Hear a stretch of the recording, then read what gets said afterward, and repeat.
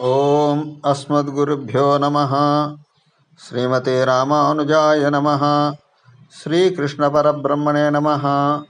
ఓం శ్రీ గోదారంగనాథాభ్యాం నమః. జై శ్రీమన్నారాయణ, జై శ్రీకృష్ణ.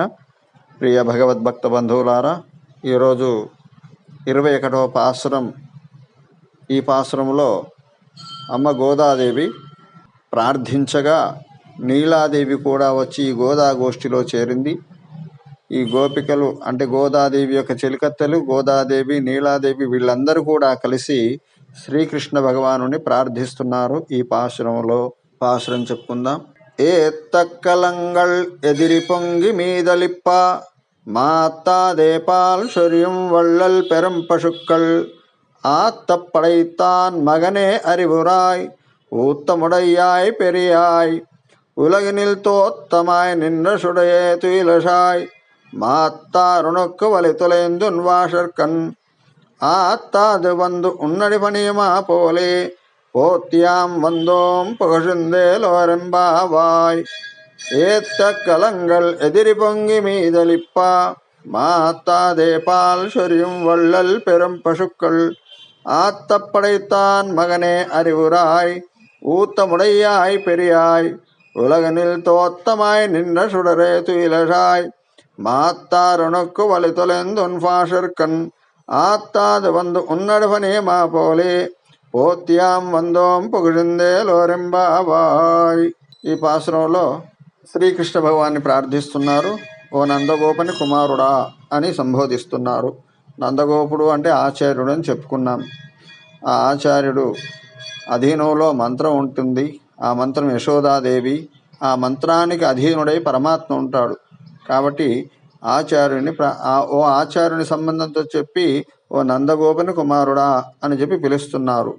మరి ఎలాంటి వాడట నందగోపుడు అంటే ఏత్త కలంగిల్ ఎదురు పొంగి మీదలిప్ప.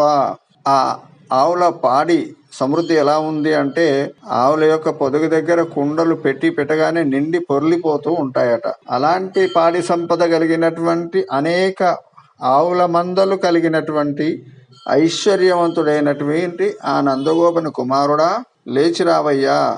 ఆ ఆవులు బలమైనవే కాకుండా ఉదారంగా పాలను స్రవించేటువంటి గొప్ప గుణం కలిగినవి. నందగోపుని ఆవులకే అంత ఉదార స్వభావం ఉంటే మరి ఆయన కుమారుడిపైన నీకెంత ఉండాలయ్యా అన్నట్టుగా వాళ్ళు పేర్కొంటున్నారు అక్కడ ఆవుల యొక్క ఔదార్యాన్ని. తర్వాత ఇంత మాత్రమే అని చెప్పుటకు వీలు గాని అపరిచ్ఛేద్యుడనేటువంటి ఆయన మా కొరకై ఒకసారి రావయ్యా. పరమాత్మ యొక్క రూపం కానీ గుణం కానీ వైభవం కానీ ఇంత అని చెప్పడానికి ఎవరికి వీలు కాదట. అలా యథోవాచ నివర్తంతే అప్రాప్య మనసా సహా అని భగవంతుడి యొక్క వైభవాన్ని తెలియజేయడానికి వీలు కాక వేదమే వెనక్కి తిరిగి వెళ్ళిపోయిందట. అలాంటి అద్భుతమైనటువంటి వైభవం కలిగిన వాడు పరమానంద స్వరూపుడు ఆ స్వామి. మరి ఇవన్నీ ఎవరు చెప్తున్నారు? దీనికి ప్రమాణం అంటే వేదమే ప్రమాణం. అలాంటి వేదము ప్రమాణముగా తెలిపినటువంటి వైభవ గుణములు కలిగిన వాడా మేలుకొనవయ్యా. ఓ తేజో విశిష్టుడా నిద్రలేవయ్యా. ఇంత గొప్పవాడి వయ్యండు కూడా మమ్మల్ని రక్షించడానికి ఒక గొల్ల రూపు వంశంలో అవతరించినటువంటి ఓ గొప్ప స్వామి మా కోసం రా తేజో విశిష్టుడా అని పలుకుతున్నారు. అలాగే శత్రువులు ఎవరి శత్రువులు అంటే భగవంతుడికి శత్రువులు ఉండరు, భక్తుల శత్రువులే ఆయన శత్రువులట. అలాంటి శత్రువులను నిర్వీర్యులను చేసి నీ వాకిట నిలబడేలాగా చేసేటువంటి పరాక్రమం కలిగిన వాడా. వాళ్ళు వచ్చి నీ పాదసేవకు ఉద్దమించినట్లే శత్రువులను పరాజితులను చేస్తే వాళ్ళు వచ్చి స్వామి యొక్క పాదాల దగ్గర ఆయన సేవ కోసం వేచి ఉంటారట. అలాంటి పరాక్రమం కలిగిన వాడా, నిన్ను విడవలేక వచ్చి నీ పాదాలను కీర్తిస్తున్నామయ్యా. నీ మాటలను నీ యొక్క నామాలను పలుకుతున్నాము.